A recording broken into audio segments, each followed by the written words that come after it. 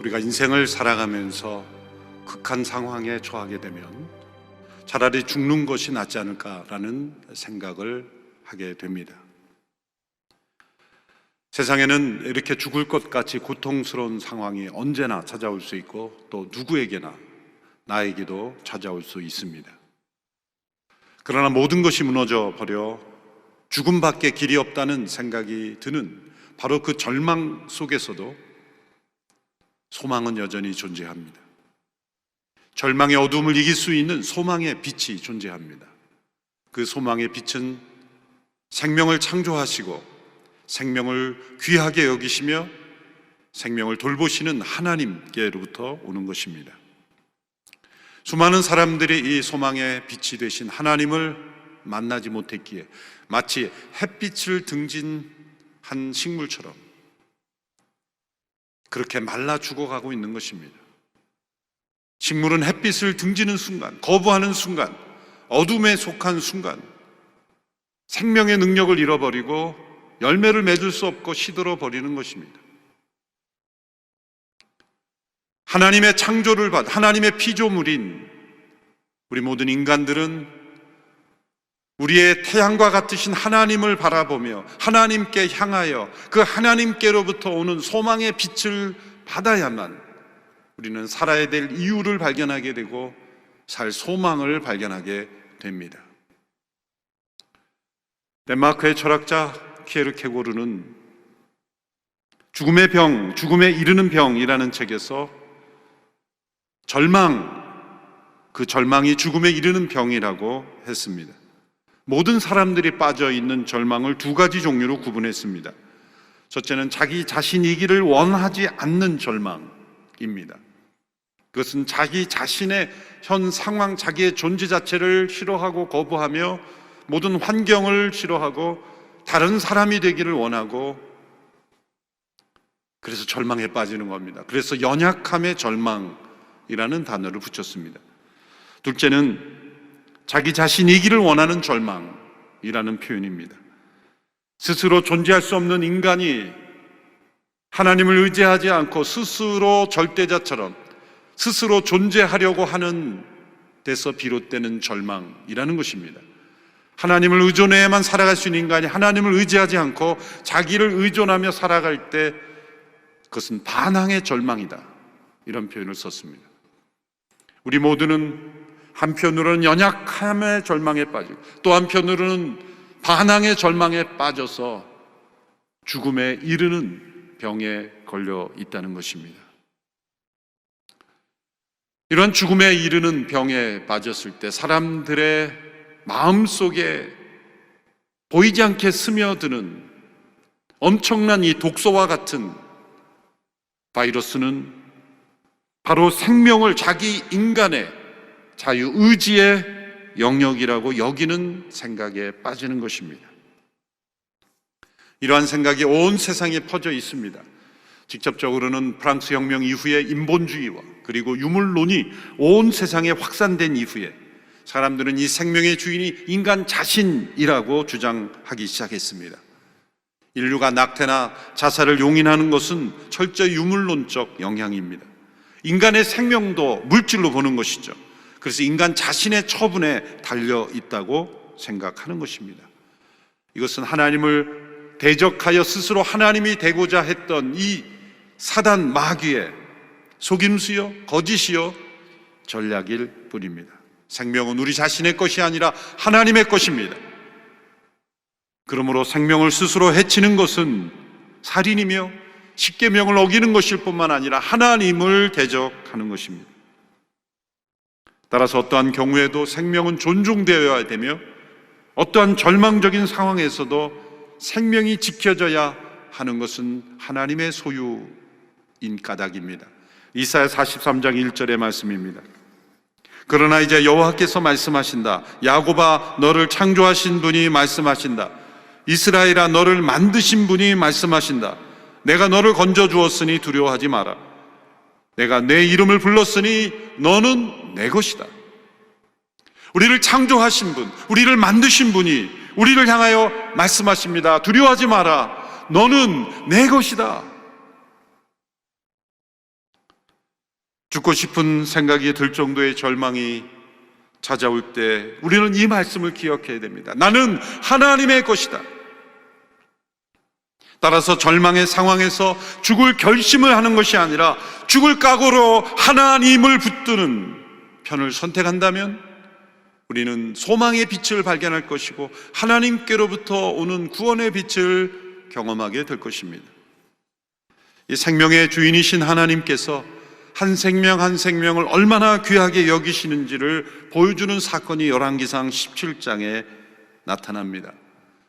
열왕기상 17장에는 북왕국 이스라엘의 악한 왕이었던 아합과 그의 아내 이세벨이 그 나라를 엉망으로 만들어가고 있을 때 엘리야 선지자를 보내서 그 악한 왕을 경고하시고 징계하시고 그 땅을 하나님께서 징계하시는 사역이 나옵니다. 이 가운데 하나님께서 한 생명을 얼마나 존중히 여기시는가를 보여주는 아주 놀라운 귀한 사건이 등장합니다. 열왕기상 17장은 엘리야 선지자가 아합 왕에게 찾아가 갑자기 하나님의 경고를 전하는 것으로 시작됩니다. 내 말이 없으면 수년 동안 비가 내리지 않을 것이다. 기근이 임할 것이다. 라는 하나님의 말씀입니다. 하나님께서 이 땅을 축복하실 때 가장 기본적 축복은 햇빛과 단비입니다. 예수님께서도 선인과 악인 모두에게 하나님께서 일반의 은총으로 햇빛과 단비를 내려주신다 말씀하셨습니다. 이 햇빛과 단비는 생명을 지탱하는 가장 근본입니다. 세상에 빛이 없다면, 세상에 비가 내리지 않는다면 그 땅은 생명이 살 수 없는 땅이 될 것입니다. 하나님께서 자연 가운데 이 햇빛과 단비를 내려주시는 것은 하나님의 은총입니다. 그런데 사람들은 이것을 자연이라고 생각하면서 동시에 자동적인 거라고 생각합니다. 언제나 변함이 없을 것처럼 생각합니다. 그러나 자연은 자동이 아닙니다. 비는 하나님께서 내려주시는 것이고 햇빛은 하나님께서 비추어 주시는 것입니다. 때로 인간들이 하나님을 대적하며 하나님의 창조 질서를 무너뜨리며 살아계신 하나님께 합당한 모습이 아닐 때 하나님은 당연하다고 여기는 것들을 멈추심으로 인간을 징계하십니다. 그래서 그것이 얼마나 소중한 것인지를 깨닫게 하시며 하나님께로 나오게 하시는 거죠. 아합과 이세벨 통치 아래 우상 숭배로 가득했던 그 땅에 하나님께서 징계하심으로 기근을 내리시는 겁니다. 그 심부름을 엘리야가 한 것이죠. 그러나 그건 매우 위험한 일이었습니다. 시골의 한 무명인인 엘리야가, 디셉 사람 엘리야가 최고의 권력자 앞에 이런 메시지를 전한다는 것은 생명을 내건 길이었기 때문입니다. 하나님은 그 엘리야를 그리 시냇가로 보내셔서 보호하십니다. 그리 시냇가에 까마귀를 보내어 그 엘리야를 먹이시고 보호하십니다. 그리고 그 그리 시냇가가 말랐을 때 그것은 기근이 시작되었다는 거죠. 비가 내리지 않아 이제 기근이 시작되었을 때 엘리야를 사르밧이라는 시돈 지방으로 보내십니다. 시돈 지방은 이 그리 시냇가로부터 160km 떨어진 이방 마을입니다. 이세벨의 고향입니다. 바알 숭배의 진원지입니다. 하나님의 선지자가 보호받을 것 같지 않은 지역입니다. 그 시돈 지방에 있는 사르밧이라는 작은 마을의 한 과부를 통해서 엘리야를 돌보시겠다고 말씀하셨어요. 그래서 그곳으로 가라 말씀하십니다. 기근이 오면 정상적인 사람, 환경에 있는 사람도 고통스럽게 마련입니다. 당시에 과부의 위치에 있는 사람들은 일상적인 생활도 살기 힘들었을 텐데 이 기근의 때는 얼마나 힘들었겠습니까? 그런데 하나님께서는 그러한 사르밧 과부를 통해 엘리야를 돌보시겠다고 말씀하셨습니다. 참으로 이해하기 힘든 하나님의 말씀입니다. 그러나 엘리야는 순종했고 사르밧으로 갔습니다. 그곳에서 한 여인을 만납니다. 나뭇가지를 줍고 있는 여인입니다. 그 여인의 복장과 또 그 여인의 나뭇가지를 줍고 있다는 것으로 봐서 그 여인의 형편을 알 수 있었을 겁니다. 엘리야는 그 여인에게 물을 달라고 합니다. 그리고 그 여인에게 자신에게 먹을 것을 가져다 달라고 요청합니다. 그때 이 여인은 이렇게 대답했습니다. 오늘 본문 12절의 말씀입니다. 그녀가 대답했습니다.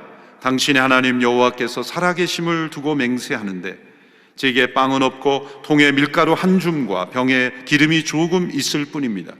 제가 나뭇가지를 주워 집에 가서 저와 제 아들을 위해 음식을 만들어 먹고는 죽을 생각이었습니다. 마지막 말씀을 주목해 보십시오. 저와 제 아들을 위해 음식을 만들어 먹고는 죽을 생각이었습니다. 죽음을 결심한 여인입니다. 이제 나뭇가지를 주워 가려고 나온 것은 마지막 식사를 위하여 준비한 것입니다. 죽음의 위기에 처한 위기 가정입니다. 절망적 상황에 빠져 있는 가정입니다. 누구를 도울 수 있는 상황이 아닙니다. 삶을 포기하고 이제 곧 죽기를 선택하고 마지막 식사를 앞둔 이 여인에게 엘리야가 음식을 달라고 요구한 것입니다. 무엇인가 잘못된 것이 아닙니까? 하나님께서 이 사르밧에 있는 한 과부를 통해 먹여주시겠다고 한다면 그 여인의 집에 풍족해야 하지 않겠습니까? 이제 자기 가족도 먹을 것이 없어 곧 죽기를 결심한 이 여인을 통해 무엇인가 공급받는다는 것은 있을 수 없는 일처럼 보입니다. 도리어 지금 장례식을 치루어야 될 상황입니다. 그런데 왜 하나님께서 이렇게 죽음의 위기에 처한 가정으로 엘리야를 보내셨을까요? 우리는 이 열왕기상 17장 전후의 모든 사건을 보면서 엘리야에게 초점을 맞추죠. 하나님이 엘리야를 보내셔서 아방을 상대하게 하시고 엘리야를 통해 기적을 베푸시고 또 장차 갈멜산에서 바알 선지자들과 대결하여 하나님의 영광을 나타냅니다. 그 엘리야를 어떻게 훈련시키고 어떻게 돌보시는 것에만 초점을 맞추면 이 여인이 잘 보이지 않습니다. 엘리야를 돌보시는 하나님의 시각으로만 볼 때 그 이유가 보이지 않을 겁니다. 그러나 하나님은 엘리야만을 돌보시는 하나님이 아니십니다. 엘리야를 통해 놀라운 기적만을 보이기를 원하시는 하나님만이 아니십니다. 하나님은 저 이방 땅, 아무도 주목하지 않는, 주변의 모든 사람들도 주목하지 않고 돌보지 않는 한 위기 가정에 있는 이 여인과 아들을 돌보시려고 엘리야를 보내신 것입니다. 하나님께서 생명을 얼마나 존중히 여기시는가를 보여주시려고 보내신 것입니다. 때로 악한 지도자들의 통치에 하여 그 땅을 심판하시고 징계하시기 위해 기근을 주시지만 그 기근을 주시는 것이 하나님의 본심이 아님을 우리에게 보여주시는 겁니다. 왜 수많은 사람들이 스스로 생명을 끊습니까? 나의 마음을 진심으로 있는 그대로 나의 허물과 아픔과 상처와 죄를 정죄하지 않고 있는 그대로 들어주고 품어줄 수 있는 한 사람이 없다고 생각하기 때문입니다. 누군가 자기를 기다려주는 한 사람이 있다면, 누군가 자신의 마음에 귀를 기울여주는 한 사람이 있다면, 자신의 아픔을 있는 그대로, 자신의 죄악을 있는 그대로 받아들여줄 그 누구가 있다면 사람은 스스로 생명을 끊지 않을 수 있다고 말합니다. 하나님은 엘리야가 이 여인의 가정에 그러한 한 사람이 되기를 기대하신 것입니다. 그래서 엘리야를 사르밧으로 보내신 것입니다. 그런데 엘리야가 이 여인을 만났을 때 행한 조치가 의아합니다. 이해하기 더 어렵습니다. 엘리야는 여인에게 이제 여인과 아들이 마지막으로 음식을 만들어 먹을 그 음식을 나를 위해서 먼저 가져오라고 말합니다. 이제 먹을 것이 없어 마지막 식사가 될 수 있는 그 음식을 먼저 나에게 가져오라 말한 것입니다. 엘리야가 배가 너무 고파서 양심도 없는 인간이 되어버린 것은 아닌가, 이런 생각이 들 수 있습니다. 이렇게 불쌍한 여인과 아들이 먹으면 끝난 음식을 먼저 자신에게 가져오라는 건 얼마나 이기적이고 잔인한 조치인가라고 생각할 수 있습니다. 그런데 이어지는 엘리야의 말을 우리는 주목해 보아야 합니다. 14절의 말씀 한 목소리로 읽어보겠습니다. 시작. 이스라엘의 하나님 여호와께서 여호와가 땅에 비를 내리는 그날까지 통에 밀가루가 떨어지지 않겠고 병에 기름이 마르지 않으리라 하고 말씀하셨소. 엘리야는 하나님의 말씀을 붙잡았던 것입니다. 하나님께서는 이 가정에 음식이 떨어지지 않도록 공급해 주시겠다는 약속을 받고 왔기 때문입니다. 그러므로 믿음으로 엘리야도 선포한 것입니다. 그러므로 그 음식으로 내가 먼저 먹겠다는 이기적인 동기가 아니라 이제 하나님의 말씀에 순종하는 믿음을 보이라는 것입니다. 이 여인이 엘리야의 말대로 순종했더니 놀라운 기적이 일어났습니다. 오병이의 기적과 같은 기적이 일어났습니다. 하나의 도시락이었던 오병이를 주님께 드려서 축사하셨을 때 수천 명을 먹이신 기적이 이 가정에 일어난 것입니다. 이 여인과 아들과 엘리야가 수일 동안 먹었는데도 밀가루와 기름이 끊어지지 않는 기적이 일어난 것이죠. 이 사건을 통해 우리에게 주시는 교훈은 무엇입니까? 하나님께서 사르밧 과부를 통해 엘리야를 공급하신기도 하셨습니다. 그러나 그보다 더 중요한 것은 이 엘리야를 보내셔서 이 여인과 아들의 생명을 구하시고 살리시는, 생명을 존중하시는 이 하나님의 손길을 발견하게 되는 것입니다. 엘리야가 그러므로 자신에게 먼저 음식을 가져오도록 한 그 조치, 그것이 오늘 우리의 삶에 어떻게 적용될 수 있을까요? 첫째로, 아무것도 없는 상태에서 모든 것 대신 하나님을 바라보게 하시는 것입니다. 여인과 그의 아들이 마지막으로 먹을 것을 먼저 엘리야에게 가져오라, 그것은 이기적인 요구가 아닙니다. 그것은 하나님을 바라보는 믿음으로 들어가게 하는 방법이었습니다. 이제 마지막 남은 것을 엘리야에게 주고 나면 어떻게 됩니까? 아무것도 없게 되죠. 우리가 모든 것 대신 하나님을 만나는 때는 언제입니까? 가장 깊이 만나는 때는 언제입니까? 우리의 머릿속으로 아는 지식이 아니라 우리의 삶으로, 마음으로 깊이 체험하게 되는 때는 언제였습니까? 그것은 나에게 많은 것이 있을 때가 아닙니다. 무엇인가 조금 있을 때도 아닙니다. 아무것도 없었을 때 우리는 나의 모든 것 대신 하나님을 진짜 만나게 되는 것입니다. 대개 나의 모든 것 대신 하나님을 만나지 못하는 이유는 나에게는 어떤 것을 붙잡고 있기 때문입니다. 절망으로 다가오는 고통은 내가 무엇이 부족하기 때문이 아니라 내가 아무것도 아니라는 사실을 받아들이지 않기 때문입니다. 우리 간증을 들었던 정교한 형제도 마지막까지 의지하였던 그 누나의 죽음으로 인하여 도리어 그때 새로운 소망의 빛을 발견했다고 우리는 간증을 들었지 않습니까? 나의 것은 아무것도 없는 때는 도리어 나의 모든 것이 하나님이심을 깨닫는 때가 될 수 있다는 거예요. 사도 바울이 아시아에서 받은 고난이 심하여 살 소망까지 끊어졌던 적이 있죠. 고린도후서 1장 8절 9절의 말씀을 보십시오. 형제들이여, 우리가 아시아에서 당한 환난에 대해 여러분이 알지 못하기를 원치 않습니다. 우리는 힘에 겹도록 심한 고난을 받아 살 소망까지 끊어질 지경이 됐습니다. 우리는 마음의 사형 선고를 내려야 했습니다. 그렇게 된 것은 우리 자신을 의지하지 않고 죽은 사람들을 살리시는 하나님만 의지하도록 하기 위함이었습니다. 아시아에서 복음을 전하면서 받은 고난이 너무 심해서 살 소망이 끊어졌다, 절망됐다, 그리고 마음의 사형 선고까지 내려야 했다. 그런데 마음의 사형 선고를 내려야 하는 그 절망 속에서 발견한 것은 이제 나를 의지하지 않는 것, 하나님을 의지하는 그 믿음의 삶으로 들어가게 되었다는 거죠. 하나님은 이 진리를 깨닫게 하기 위해서 이 여인으로 하여금 남은 작은 음식을 엘리야에게 주고 아무것도 없는 상태로 들어가게 하신 거죠. 아무것도 없는 상태로 들어갔을 때 죽을 것 같았지만 그 죽음이 아니라 생명으로 들어가는 믿음의 길을 시작하게 되었다는 것입니다. 따라서 죽음을 선택하고 싶다는 것은 가장 밑바닥인 것 같지만 사실은 가장 밑바닥이 아닌 것입니다. 죽음을 선택하는 것은 고통스러운 현실을 피하고 싶은 선택입니다.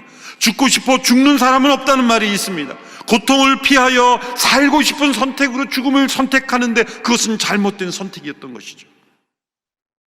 하나님은 여인이 절망의 가장 밑바닥 속에서 하나님을 붙잡는 믿음의 삶으로 인도하신 것입니다. 혹 죽고 싶은 절망이 찾아오는 성도들이 있습니까? 그렇다면 아직은 밑바닥이 아닙니다. 어쩌면 남아있는 자존심, 남아있는 자신, 자아의식, 자신이 붙잡는 작은 것 있기 때문일 수도 있습니다. 그 모든 것을 다 하나님 앞에 내려놓고 완전한 밑바닥으로 내려갈 때 도리어 우리는 하나님을 의지하는 믿음으로 새 출발을 할 수 있게 되는 것입니다. 그러므로 죽을 결심이 아니라 죽을 각오를 하고 나는 아무것도 아님을 인정하는 그 자세로 하나님 앞에 나아갈 때 소망의 빛은 비치게 될 것입니다. 두 번째로 엘리야를 통해 여인에게 하신 이 조치를 통해 적용할 수 있는 두 번째 중요한 원리는 누군가를 도움으로써 인생의 가치와 목적을 깨닫게 하셨다는 것입니다. 하나님께서는 이 죽음을 선택한 사르밧 과부의 가정에게 먼저 배불리 먹을 수 있는 기적을 베풀어 주시지 않으셨습니다. 도리어 먼저 섬김을 가르치셨습니다. 도움을 주는 것을 가르치셨어요. 나눔을 가르치셨어요. 아무리 극한 고난에 있는 사람이라 할지라도 누군가를 무엇이든 도울 수 있는 매우 가치 있는 인생이라는 것을 깨닫게 하신 것입니다. 이렇게 극도의 절망적인 가난 속에서 죽음을 선택한 사람에게 누군가를 도우라고 하는 것은 말이 안 되는 것 같습니다. 무슨 섬김을 요구하는가? 섬김이란 풍족해서 넘치는 사람들이 행하는 것이 아니냐라고 생각할 수 있습니다. 그러나 그것이 인간적인 우리의 사고의 한계입니다. 우리가 뉴스나 곳곳 우리 사회에서 들려오는 소식도 누군가를 돕고 섬기는 사람이 차고 넘치는 사람도 있지만, 그러나 힘겹게 어렵게 살아가는 형편 속에서도 누군가를 돕고 사는 가치 있는 인생을 사는 분들이 많다는 걸 우리는 발견하게 됩니다. 인생의 목적과 의미는 어려운 상황만을 바라보면 발견되지 않습니다. 그러나 아무리 어려운 상황에서도 나는 아무리 작은 것으로도 누군가를 도울 수 있는 존재라는 것, 그것이 내 인생의 가치와 의미를 발견하게 해준다는 것입니다.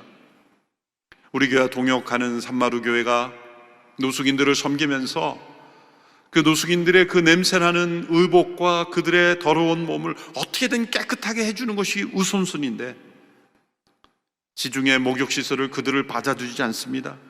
어디 가서 씻을 공간도 없습니다. 그래서 목욕 빨래 시설을 마련하려고 오랫동안 노력을 했죠. 재력 있는 재단이나 여러 곳에서 지어주겠다는 제안도 했지만 단호히 거절한 까닭은 이들 스스로가 일어서는 동기가 되어야 된다라는 이주연 목사님의 철학 때문이었어요. 10년 동안 헌금을 모았습니다. 그런데 10년 동안 헌금을 해도 몇백만 원이 되지 않았어요. 왜냐하면 노숙인들의 100원, 200원, 1000원, 2000원, 그들 스스로가 헌금하는 것으로는 도저히 10년을 모아도 해결되지 않았죠. 그때 온누리교회를 만나서 함께 목욕 빨래 시설을 우리가 함께 건립하고 지금 잘 운영되고 있죠.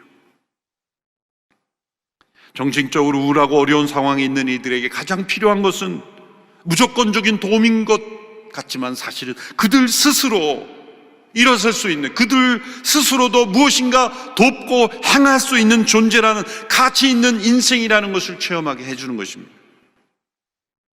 한국 정서행동 장애학회 한 논문 결과에 의하면 포항, 경주, 영천에 소재한 남녀 중고등학생 642명을 대상으로 조사를 했는데, 자원봉사와 이 삶의 만족도, 행복, 회복 탄력성, 사회 책임성 모든 것과 아주 의미 있는 연결이 있다라는 결과가 나왔습니다. 실제로 그렇습니다. 아무리 어렵고 힘든 상황일지라도 나는 누군가를 작은 것이라도 도울 수 있는 가치 있는 인생이라는 의미를 발견하게 해주는 것, 그것이 우리의 생명의 가치를 깨닫게 해주는 귀한 조치였던 것입니다. 하나님은 이렇게 위기에 처한 이 가정을 엘리야를 보내셔서 다시 살려주셨습니다. 생명을 존중하시기 때문입니다. 극한 가난으로 아들과 함께 죽음을 선택한 이 여인을 엘리야를 통해서 하나님은 너희의 생명은 나의 것이며 나는 너의 생명을 존중히 여기신다는 음성을 들려주셨습니다. 죽음을 붙잡지 말고 하나님을 붙잡으라는 것입니다. 상황을 바라보지 말고 하나님을 바라보라는 것입니다. 생명은 너의 것이 아니라 나의 것이라는 것을 전해주신 것입니다. 자신의 생명을 귀하게 여기지 않는 것은 거짓에 속는 것입니다. 사르밧 마을의 한 위기 가정까지 엘리야를 보내셔서 그들의 생명을 붙잡아 주신 그 하나님께서 이 방송을 듣고 이 설교를 듣는 혹 죽음을 생각하고 있는 영혼도 하나님은 여러분의 영혼을 사랑하십니다. 귀중하게 생각하십니다. 그래서 오늘 이 메시지를 듣게 하시는지도 모릅니다. 생명의 주이신 하나님을 바라보십시오. 나는 아무것도 아님을 인정하십시오. 그리고 나를 통해서도 하나님이 행하실 일이 있다는 것, 나는 너무나 소중하고 귀한 존재라는 것을 믿음으로 받아들이십시오. 거기에서부터 소망의 빛이 비추게 될 것입니다. 하나님께서 여러분의 생명을 통해 놀라운 일을 이루실 줄 믿고 감사하며 다시 새로운 출발을 하시는 복된 주일이 되기를 주님의 이름으로 축원합니다. 기도하겠습니다. 하나님 아버지, 우리의 생명을 창조하셨기에 이 생명을 귀하게 생각하시며 돌보시는 하나님의 손길을 체험합니다. 오늘 이 위기의 시대에 위기 가정에 처한 수많은 영혼들을 돌봐주시며 그 생명 가운데 하나님의 충만한 은혜가 비추게 되기를 원하며 소망의 빛이 비추게 되기를 소원합니다. 생명으로 오신 예수 그리스도를 기다리는 이 대림절 기간에 이 나라 민족의 자살률이 속히 줄어들고 없어지게 하여 주시며 다시 한번 생명의 충만한 역사와 감사가 흘러넘치는 이 나라 민족이 되게 하여 주옵소서. 예수님의 이름으로 기도하옵나이다. 아멘.